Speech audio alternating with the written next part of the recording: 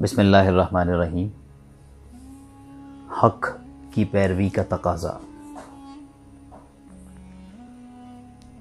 Driver کا خیال تھا کہ اس کا ٹرک بآسانی پل کے نیچے سے گزر جائے گا، مگر اس کا اندازہ غلط نکلا اور پل کی اونچائی کم ہونے کی وجہ سے ٹرک پل کے نیچے پھنس گیا۔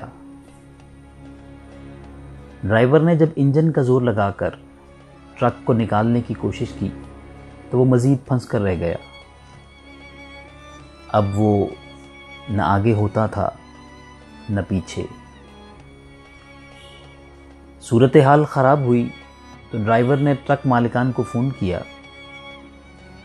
وہ پہنچ تو گئے، لیکن اس مسئلے کو حل کرنے میں وہ بھی ڈرائیور کی طرح ہی ناکام رہے۔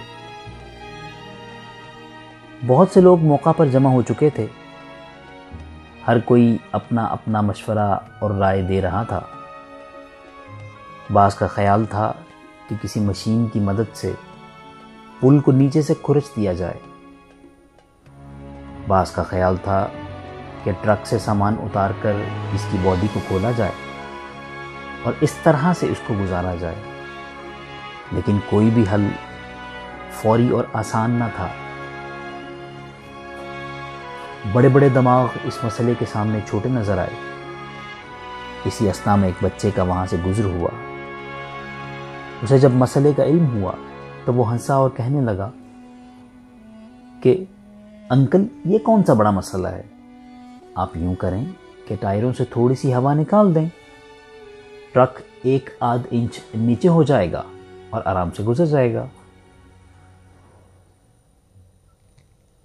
لوگ اس چھوٹے کی بڑی بات سن کر حیران رہ گئے اور بالآخر ایک دوسرے کا منہ دیکھتے ہوئے اسی کی بات پر عمل کرنے پر مجبور ہو گئے۔ ہمارے معاشرے میں اکثر ایسا ہوتا ہے کہ جنہیں ہم چھوٹا سمجھ کر نظر انداز کر رہے ہوتے ہیں وہ کوئی بڑی بات کہہ رہے ہوتے ہیں، اور جنہیں ہم بڑا سمجھ رہے ہوتے ہیں وہ چھوٹی چھوٹی باتیں کر رہے ہوتے ہیں۔ لیکن سمجھنے کی بات تو یہ ہے کہ جس طرح یہ لازم نہیں کہ ہر بڑے کی ہر بات بڑی ہی ہو، اسی طرح یہ بھی ضروری نہیں کہ ہر چھوٹے کی ہر بات چھوٹی ہو۔ عمر، عہدہ، مال، مقام و مرتبہ، اور اسی طرح جماعت، تنظیم، مسلک، نظریہ، قوم یا قبیلہ بعض اوقات ہماری زبانوں کو گونگا، کانوں کو بہرا اور آنکھوں کو اندھا کر دیتے ہیں۔ یہ ایسے حجابات ہیں جو نہ صرف ہمیں حق کی پیروی سے محروم کر دیتے ہیں بلکہ حق سے بہت دور بھی لے جاتے ہیں۔ حق کی پیروی کے لیے ان حجابات کو دور کرنے کی جدوجہد جس طرح ہر قوم اور قبیلے کے ذمہ ہے، اسی طرح یہ ہر فرد کے ذمہ بھی ہے۔ ابھی وقت ہے کہ ہم جان لیں کہ اسلام کسی خاص رنگ، کسی خاص لباس، کسی خاص گروہ یا کسی خاص مسلک اور کسی خاص جماعت سے وابستہ ہونے کا نام نہیں ہے، بلکہ حق سے وابستہ ہونے اور اس سے چمٹے رہنے کا نام ہے۔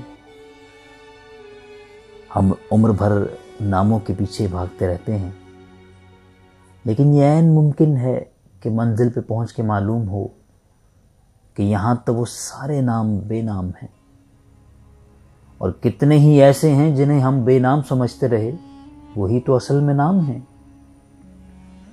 مسلمانوں والا نام رکھ کر اور خود کو مسلمان کہلا کر مطمئن ہو جانا بہت بڑا دھوکہ ہے۔ اللہ اس سے بہت مستغنی ہے کہ کوئی خاص نام، کوئی خاص فرد، کوئی خاص جماعت، کوئی خاص گروہ یا کوئی خاص قوم اس کی کمزوری بن جائے۔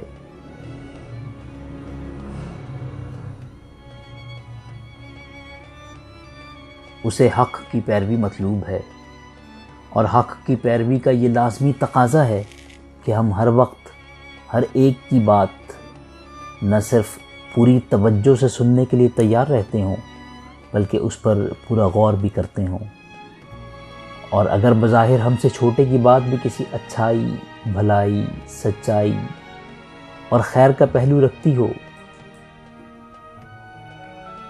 تو ہم اس کے مقابلے میں اپنی رائے قربان کرنے کے لیے بھی خود کو بخوشی تیار پاتے ہوں۔ حق کسی اجنبی چیز کا نام نہیں، بلکہ ہر خیر حق ہے، ہر سچائی حق ہے اور ہر بھلائی حق ہے۔ یہ سب جہاں اور جس کے پاس بھی موجود ہوں، انہیں حاصل کرنے کی تڑپ ہی حق ہے، اور انہیں پانے کی جد و جہد ہی جوہر مسلمانی ہے۔ اصل کامیابی کے لیے ہمیں حق کی پیروی کرتے کرتے مرنا ہے، اور مرتے مرتے بھی یہ پیروی کرنا ہے، چاہے اس پیروی سے ہم دنیا میں چھوٹے ہی کیوں نہ کہلائیں۔